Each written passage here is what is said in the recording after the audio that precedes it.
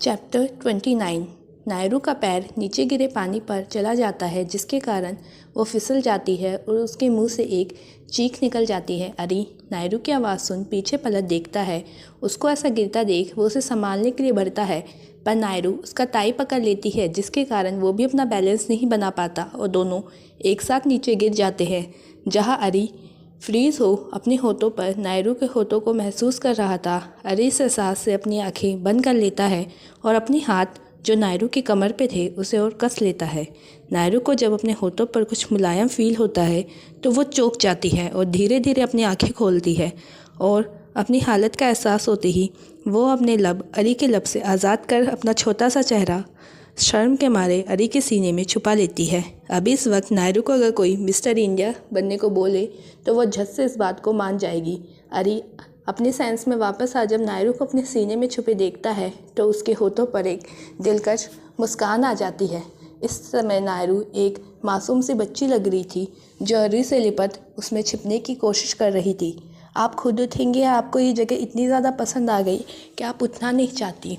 नायरू अरे की बात सुन उसकी तरफ देखती है जो उसे ही शरारती मुस्कान लिए देखे जा रहा था, जिससे नायरू का चेहरा और ज़्यादा शर्म से लाल हो जाता है। वो अपनी नज़रें नीचे कर फिर से उठने की कोशिश करती है, पर उसकी फूटी किस्मत जो वो दोबारा फिसल जाती है और इस बार उसके लब के निशान सीधा अरी के गालों पर पड़ते हैं, जहाँ नायरू फिर एक बार शर्म से अपनी आंखें भींच लेती है।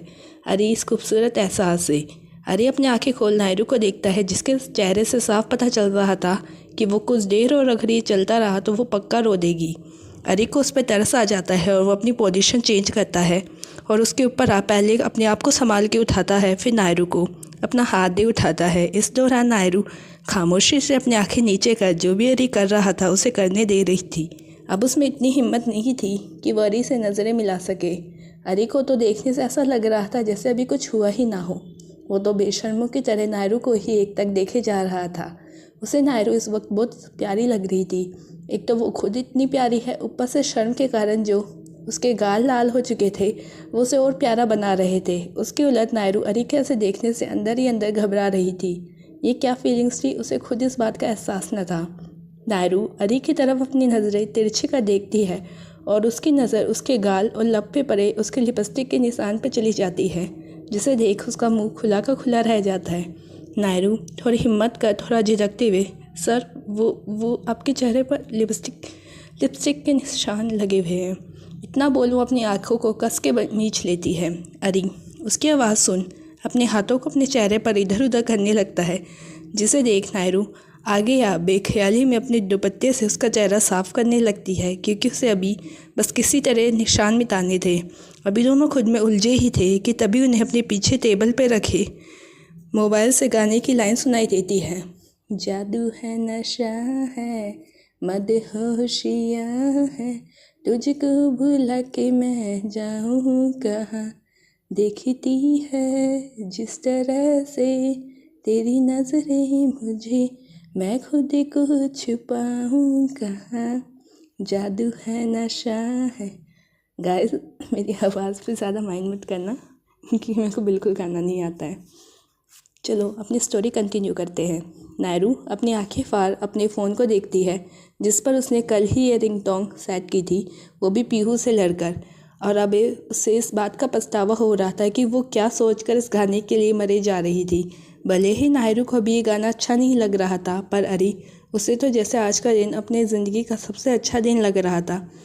ऐसे भी जब से नायरू उसकी ज़िंदगी में आई है तब से उसने मुस्कराना सीख लिया है। वह बिना बात के भी मुस्कुरा दिया करता था। उसके बंजर जैसी ज़िंदगी में नायरू मेघा की बरसात की तरह आई थी, जिसने उसकी सुखी ज़िंदगी को खुशियों से भर दिया था। नायरू जल्दी से अपना मोबाइल हाथ में ले उसे बंद करती है और अरी को बिना देखे, वो मुझे कॉफ़ी ब्लैक नहीं, मेरा मतलब है ब्लैक कॉफ़ी बनानी है, मैं चलती हूँ, इतना वो बोल वो बिना पीछे मुड़े अपने कैबिन से निकल सीधा कॉफ़ी मशीन के पास जाकर रुकती है और अपनी बढ़ती हुई सांसों को कंट्रोल करने लगती है। अरी की प्रेजेंस उसे हमेशा अपने सांसों को बेकाबू होने पर मजबूर कर देती थी। अरी नायरू के जाने के बाद खुलकर मुस्कुरा देता है और अपनी आंखें बंद नायरू को महसूस करने लगता है, जिसके पास होने से उसे हुई थी। बस कुछ दिन और फिर आपको मेरी दुनिया में आने से कोई नहीं रोक सकता मेरी प्यारी बिल्ली। अरी भी खुद को ठीक कर अपने कैबिन की तरफ चला जाता है। इधर कॉफ़ी मशीन के पास मेरी तो हिम्मत ही नहीं हो रही मैं इनके सामने जाऊं, पर अब क्या करें। हे माते रानी रक्षा करना प्लीज़, अब मेरी मुसीबत थोड़ा कम करना। उस कान खजूरे पागल बिल्ली को मुझसे दूर रखो प्लीज़।